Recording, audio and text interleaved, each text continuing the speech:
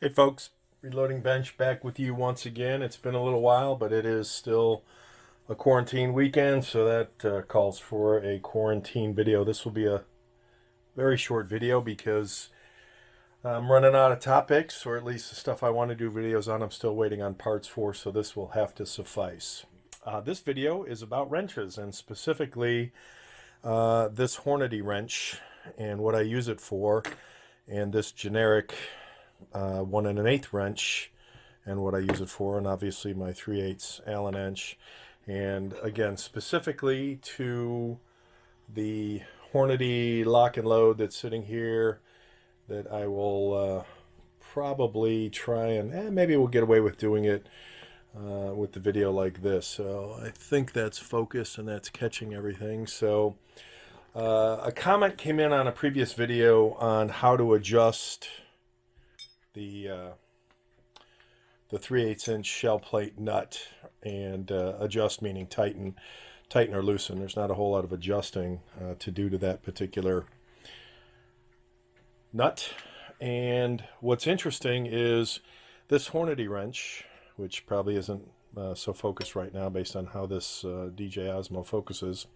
I have found that this tool for the longest time to me was useless because when you have a die that, for example, this bullet feeding die that goes and has an adapter on it that goes up, and based on the size of your lock rings, having a lock ring wrench, and this is specifically for Hornady's lock rings, example right here, having this die is great for a press that is single stage, but as soon as you start having multiple dies, how are you getting this die in there? Or excuse me, how are you getting this wrench in there? You need an open end. And I thought, oh great, well I have an open end. Well, that open end doesn't fit even the Hornady dies. So I don't know what this open end was for, and nor do I know what this nut hole is for. The only benefit I've ever gotten out of this wrench is this little loop, and I will show that to you right now. So when you're tightening or loosening, for years people, or most people, will just grab the shell plate, a hex, and then do it by hand, and you're not going to get it as tight as when you're able to lock into one of the case holes, shell casing holes, leverage, and then pull, because now you've got leverage coming back this way, and you can pull towards yourself, so you can get a very tight lock on this shell plate with this tool. So this is the only benefit, this loop, that I personally have for this particular wrench. So if anyone else can tell me what that's for and what that's for, maybe something on a Hornady single stage press, which I don't own, that would be great, because this is useless. And in fact, the reason this is useless, and I was thinking about cutting this off, but then the strength of this will go down to nothingness, and it'll be useless, which is why I picked up this 1 1/8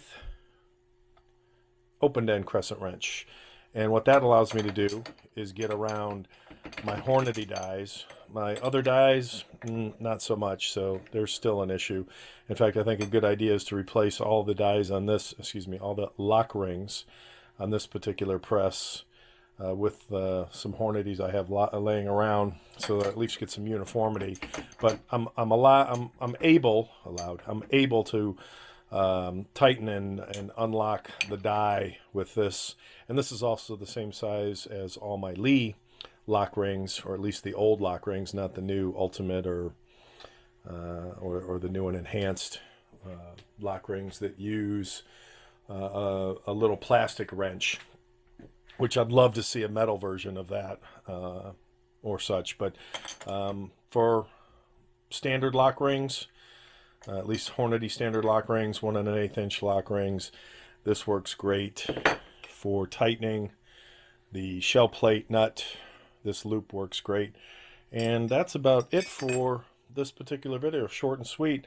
I hope to be bringing a little more content with this specific old press and what I'm going to be doing on what I would call a mount conversion if all the parts come in, and that should be hopefully later this week. But that's it for now. Take care. Happy and healthy sheltering in place.